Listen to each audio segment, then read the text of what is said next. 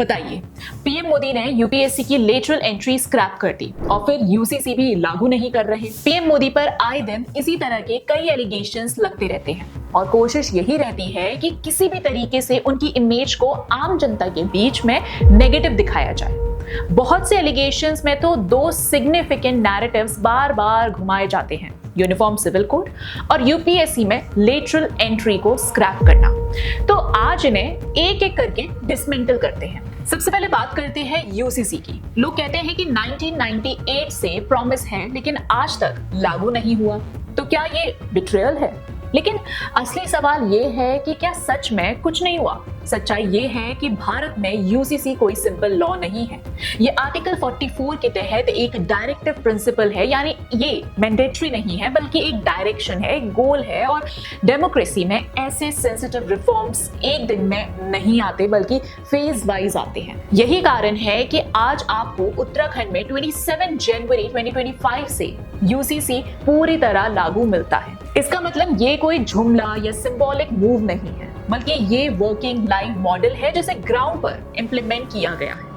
अब गुजरात भी UCC bill pass कर चुका है, यानी दूसरा स्टेट भी उसी डायरेक्शन में आगे बढ़ चुका है। अब जरा सोचिए, अगर नेशनल लेवल पर बिना किसी ग्राउंड वर्क के यूसीसी लागू किया जाता तो क्या बैकलैश नहीं होता?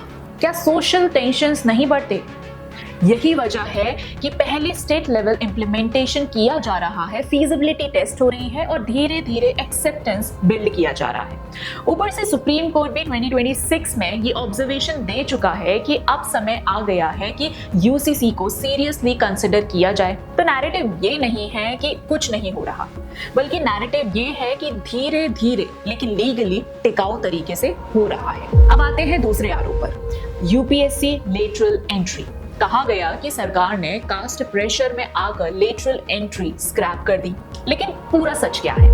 अगस्त 2024 में यूपीएससी ने 45 पोस्ट के लिए एडवर्टाइजमेंट निकाली थी, लेकिन तुरंत रिजर्वेशन को लेकर सवाल उठे और ये सवाल पूरी तरह वैलिड थे। अगर ये स्कीम रिजर्वेशन कॉम्प्लीमेंट नहीं होती तो कोर्ट्स इसे आसानी से स्ट्राइक डाउन कर सकते थे। इसीलिए सरकार ने एडवर्टाइजमेंट को विड्रॉ किया, स्क्रैप नहीं किया। आज 2026 में भी सरकार बार बार ये साफ कर रही है कि स्कीम्स बंद नहीं हुई है बल्कि इसे रिवाइज किया जा रहा है ताकि ये लीगली टिकाऊ और कॉन्स्टिट्यूशनली साउंड बन सके।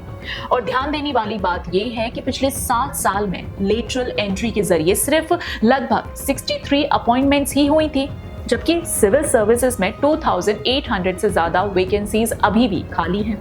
इसका मतलब ये कोई मास रिक्रूटमेंट सिस्टम नहीं था बल्कि एक एक्सपेरिमेंटल मैकेनिज्म था।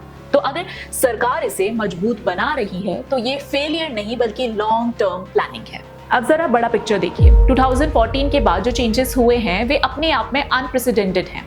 राम मंदिर का निर्माण, आर्टिकल 370 का रिमूवल, सीएए, ट्रिपल तलाक, बैन, हज सब्सिडी का खत्म होना, वक्फ रिफॉर्म्स, ये सब वो कदम है जो 75 इयर्स में कभी नहीं उठाए गए थे। और फिर भी नैरेटिव ये बनाया जाता है कि सरकार कुछ ही नहीं कर रही है। सबसे इंटरेस्टिंग कॉन्ट्रडिक्शन ये है कि एक खेमे में लोग एक तरफ कहते हैं कि सरकार मुस्लिम्स के खिलाफ बहुत एग्रेसिव है और दूसरी तरफ कुछ लोग ये कहते हैं कि सरकार यूसीसी नहीं ला रही, यानी बहुत सॉफ्ट है।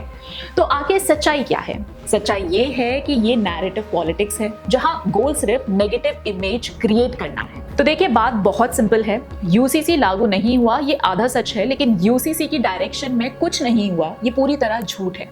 इसी तरह लेटरल एंट्री स्क्रैप हुई ये सिर्फ एक नैरेटिव है, जबकि रियलिटी ये है कि लेटरल एंट्री को रिवाइज किया जा रहा है ताकि वह लीगली टिकाऊ बन सके। अब इस पर आपके क्या विचार है कमेंट बॉक्स में जरूर बताइएगा और वीडियो पसंद आई हो तो लाइक, शेयर और चैनल को सब्सक्राइब करना मत भूलिएगा। मिलते हैं अगले वीडियो में, तब तक के लिए जय हिंद।